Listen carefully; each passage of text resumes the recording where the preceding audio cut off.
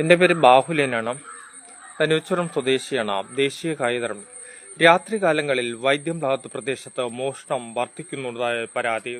വീട്ടിലെ പൂട്ടിളക്കുന്നുണ്ട്, കതവിൽ വേക്കിൽ കയറുന്നുണ്ട്. 3:30 4 മണി സമയങ്ങളിലാണ്, വെളുപ്പാങ്കാല സമയങ്ങളിൽ 2 മണി സമയങ്ങളിലാണ് കള്ളന്മാരുടെ ഒരു കേന്ദ്രമായി പ്രവർത്തിക്കുന്ന ധനുവച്ചൂരം വൈദ്യംഭാഗത്ത് പ്രദേശത്ത് 6 മാസത്തിനു മുമ്പേ ഇവിടെ ഒരു സ്ത്രീയെ കൊലപ്പെടുത്തിയ അതിനുശേഷവും വീണ്ടും പരിതമായ മോഷണം പ്രതികളിൽ ഇവിടെ കറങ്ങുന്നുണ്ടെന്ന് തന്നെ പറഞ്ഞു. ചില വീട്ടുകളിൽ കേറ്റിൽ കയറിച്ചിടുന്നു, കേറ്റു തുറക്കുന്നുണ്ടെന്ന് തന്നെ പറയാൻ സാധിക്കുന്നു. ഏറ്റവും പ്രധാനപ്പെട്ട വാർത്തയാണ് എൻ്റെ വാർത്തയെ നൽകുന്ന ലൈവാണ് നമ്മളിപ്പോൾ പ്രേക്ഷകരെ മുന്നിൽ നൽകുന്ന. വൈദ്യംഭാഗത്ത് പ്രദേശത്തെ റോട്ടിലാണ് ഈ രാത്രി കാലങ്ങളിൽ പിടിച്ചുപറിയും മോഷണവും വർദ്ധിക്കുന്നതായും പറയുന്നു. പോലീസ് ഇവിടെ ഈ ഭാഗത്തേക്ക് ഇല്ലെന്ന് തന്നെ പറയാൻ സാധിക്കുന്നു. പെട്രോൾ പോലീസും അവിടെ ഇല്ലെന്ന് തന്നെ നമുക്കിപ്പോൾ പറയാൻ സാധിക്കുന്നു. ഈ പ്രദേശത്ത് 6 മാസത്തിനു മുമ്പേ ഒരു കൊല നടന്നതിൽ നിന്ന് നമുക്ക് മനസ്സിലാക്കുന്നുണ്ട്.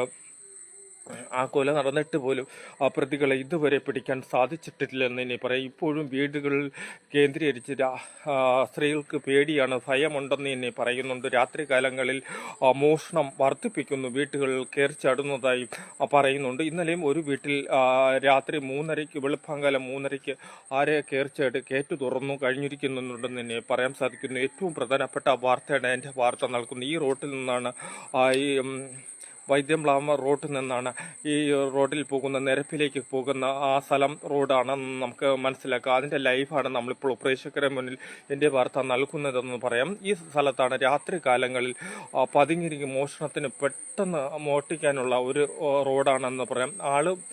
ഇത് കുറവാണെന്ന് പറയാം. സ്ത്രീകൾ മാത്രമുള്ള വീടുകളിലാണ് ഇവരെ താവളമെന്ന് പറയാം. ഈ റോഡിൽ നിന്ന് മറ്റൊരു റോഡിലേക്കും മന കയറി ചാടിയ സ്കൂളിലെ മനയാണെന്ന് പറയാൻ സാധിക്കുന്നുണ്ട്. ഏറ്റവും പ്രധാനപ്പെട്ട വാർത്തയുടെ വിശദമായ വിവരങ്ങളാണ് നമ്മൾ. ഇത് ഗേൾസിലുള്ള മതിലാണെന്ന് നമുക്ക് മനസ്സിലാക്കാം. അതിൻ്റെ ദൃശ്യങ്ങളാണ് നമ്മളിപ്പോൾ കാണിക്കുന്നത്.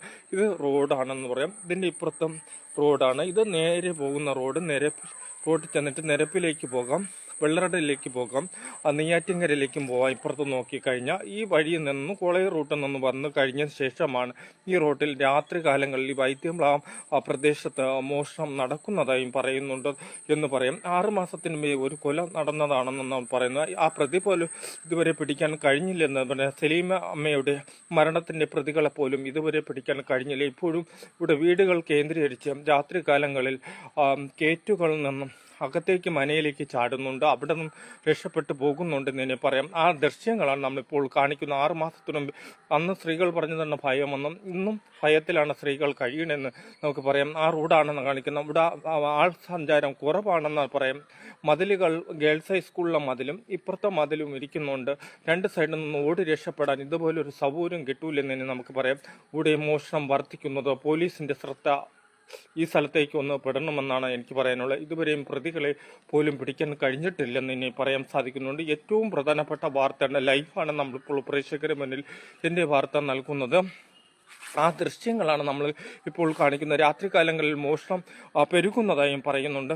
എൻ്റെ വാർത്തയ്ക്ക് വേണ്ടി തിരുവനന്തപുരത്തു നിന്നും ബാഹുലേയൻ.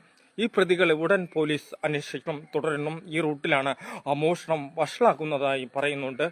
എൻ്റെ വാർത്തയ്ക്ക് വേണ്ടി ബാഹുലേയനും നാട്ടിൽ നിന്നും മോഷണം പെരുകുന്നതോടും സ്ത്രീകൾക്കും ഭയമായിട്ടുണ്ടെന്ന് പറയുന്നുണ്ട്, കുഞ്ഞുങ്ങൾക്കും ഭയമായിട്ടുണ്ടെന്ന് പറയുന്നുണ്ട്. രാത്രികാലങ്ങളിൽ ഈ വഴിയെ സഞ്ചരിക്കാൻ പോലും പേടിയാണെന്ന് പറയുന്നു. ലൈറ്റ് പോലും ഈ സ്ഥലത്ത് രാത്രികാലങ്ങളിൽ പോസ്റ്റുകളിൽ കത്തുന്നില്ലെന്നാണ് നാട്ടുകാരുടെ ഒന്നടങ്കം പരാതി. എൻ്റെ വാർത്തയ്ക്ക് വേണ്ടി തിരുവനന്തപുരത്തു നിന്നും ബാഹുലേയൻ.